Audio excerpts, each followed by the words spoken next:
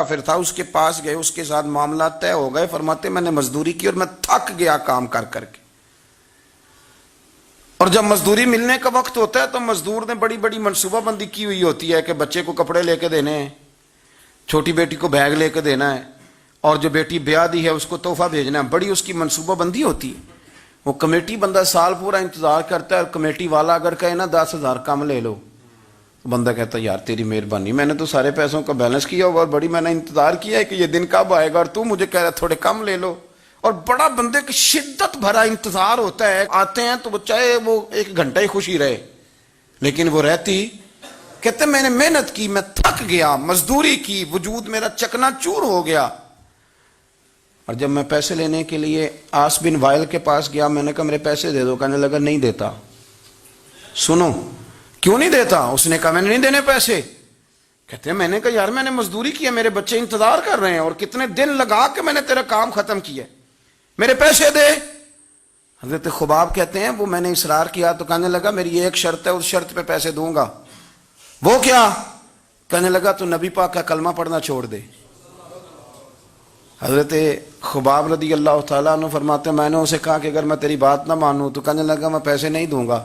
حضرت خباب فرماتے ہیں مجھے اللہ کی عزت کی قسم مجھے اس کی بات کا دکھ بھی کوئی نہیں ہوا۔ اللہ کرے میں آپ کو سمجھا سکوں کہ میں کیا کہہ رہا ہوں۔ اور یار بندے کا دل ٹوٹ جاتا ہے، انسان کمزور پڑ جاتا ہے، مایوسی ہوتی ہے، لیکن فرماتے ہیں مجھے کوئی مایوسی، کوئی پریشانی، کوئی تکلیف۔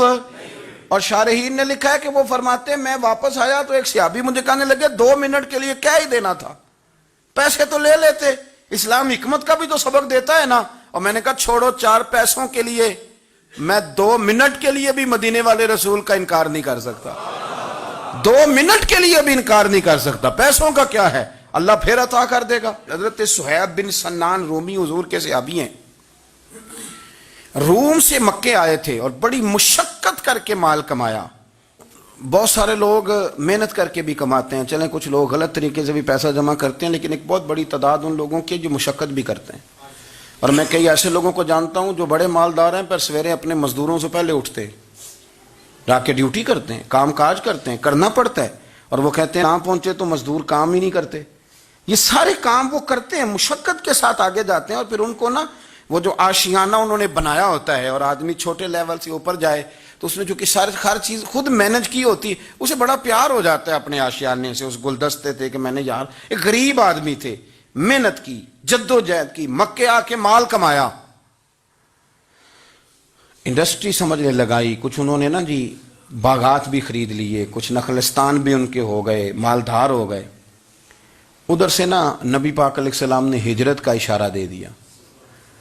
کچھ صحابہ تو پہلے حبشہ چلے گئے تھے اور باقیوں کو لے کے سرکار مدینے چلے گئے۔ اب مکہ شریف میں رہنا درست ہی نہ رہا مسلمانوں کے لیے۔ آپ بڑی توجہ سے اس بات کو سمجھیں کہ حضرت صہیب ایک مالدار آدمی، اور مالدار بندے کا کاروبار چھوڑ کے، انڈسٹری چھوڑ کے، علاقہ چھوڑ کے ہجرت کرنا، یہ ایک بڑا کٹھن مرحلہ ہے۔ حضرت صہیب ابن سنان رضی اللہ تعالیٰ عنہ نے چند دنوں کے اندر اندر سارا کچھ سمیٹا، جو پیسے تھے، دولت تھی، گٹریوں میں باندھی، اونٹ کے اوپر رکھی، فرمایا جا رہے ہیں بھائی۔ اور جب آپ مکہ مکرمہ سے نکلنے لگے تو ابو جہل بہت سارے لوگوں کو لے کر کے آ گیا، کہنے لگا آپ کو نہیں جانے دیں گے، آپ ادھر ہی رہیں۔ اور یہاں ایک میں معاشی بات بھی کر دوں، ہمارے حکمران معیشت کی بڑی بات کرتے ہیں۔ ابو جہل جاہلوں کا باپ تھا، اور اسے بھی اتنا پتا تھا کہ انویسٹر کو ملک سے بھگایا نہیں جاتا، یہ اسے بھی پتا تھا۔ اس نے حضرت صہیب ابن سنان کو یہ آفر دی، یہ واحد بندہ جسے آفر دی، کہنے لگا صہیب ہم تمہیں تنگ نہیں کرتے، تم مکہ شریف میں رہ کے اپنی مرضی کی نمازیں پڑھو، اپنے طریقے پر عبادت کرو، پر مکہ چھوڑ کے نہ جاؤ۔ حضرت صہیب کہنے لگے میں مکے جن کی وجہ سے رہتا تھا جب وہی نہیں مکے رہے۔ آپ سمجھے میری بات کو؟ اس نے کہا آپ رہیں جیسے دل کرے، مکے میں کعبے میں عبادت کریں۔ تو حضرت صہیب فرمانے لگے میرے نبی پاک گئے ہیں مکے سے چلے، حضور پہنچ گئے مدینے میں، اب تو مجھے کعبے کی کنجیاں بھی دے دے تو پھر بھی مکے میں نہیں رہوں گا، مدینے ہی جاؤں گا۔ تو کنجیاں بھی دے، حاجیو آؤ شہنشاہ کا روضہ دیکھو، کعبہ تو دیکھ چکے اب کعبے کا بھی کعبہ دیکھو۔ فرمایا میں نہیں رہتا، اب میں جاؤں گا۔ انہوں نے پھر سخت رویہ اختیار کیا، سخت۔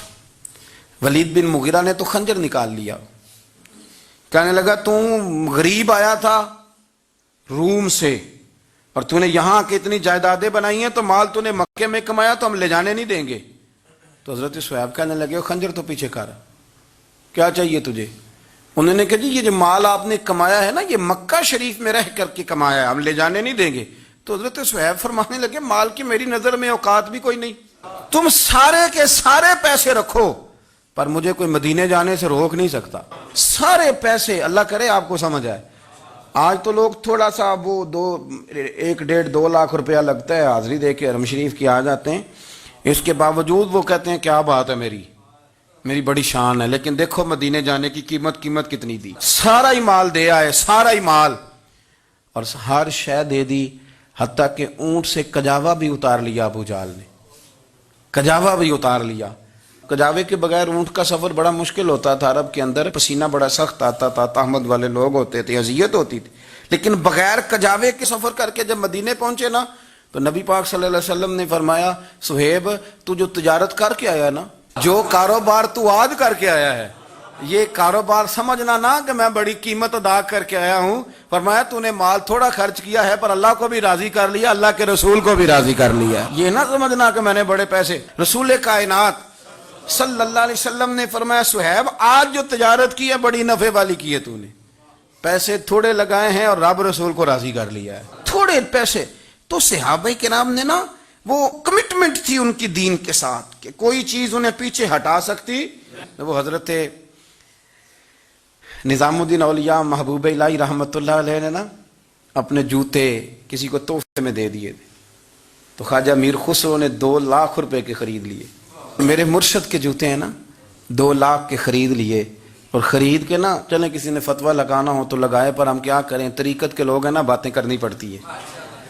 امامہ شریف کے اندر جوتے رکھ لیے، ٹوپی کے اوپر ایک جوتا ادھر رکھا ایک ادھر رکھا، اور اوپر پگڑی باندھ لی، اوپر پگڑی شہر تیرے دے ٹکڑے منگ ساں تے تیرے کتیاں دے پیر چومے ساں، اوپر پگڑی باندھ لی۔ خواجہ نظام صاحب تقریر کر رہے تھے، واز کر رہے تھے، تو حضرت امیر خسرو بھی آ کے بیٹھ گئے، تو فرماتے ہیں میرے دل میں خیال تھا کہ بڑا خوش نصیب ہوں، 2 لاکھ کے جوتے خریدے ہیں مرشد کے، اور اس زمانے میں 1 روپے کے 4 جوتے آتے تھے، 2 لاکھ کے جوتے خریدے ہیں، بڑا خوش بخت ہوں۔ تو خواجہ صاحب تقریر کرتے کرتے میری طرف منہ کر کہنے لگے امیر خسرو جتنا تیرا میرا پیار ہے نا، تو نے کوئی قیمت نہیں ڈالی، ویسے تو کو ساڈا مول نہیں پایا، بس 2 لاکھ اتنا تیرا میرا پیار ہے۔ اب آپ کو میں کیسے سمجھاؤں کہ یہ بھی ایک مزہ ہے، یہ بھی ایک وادی ہے، اور یہ بھی ایک کیفیت ہے، جو اتر جاتا ہے وہ اس کو تھوڑا سا سمجھ جاتا ہے کہ تو ساڈا کو مول نہیں پایا بیلیا 2 لاکھ۔ تو حضرت امیر خسرو رو پڑے، کہنے لگے حضور میں بھکاری سا بندہ ہوں، جیب میں تھے ہی 2 لاکھ، غریب سا آدمی ہوں، تھے ہی 2، سونے یہاں زیادہ ہوتے تو میں زیادہ پیش کرتا، تھے ہی اتنے جتنے تھے میں نے نظر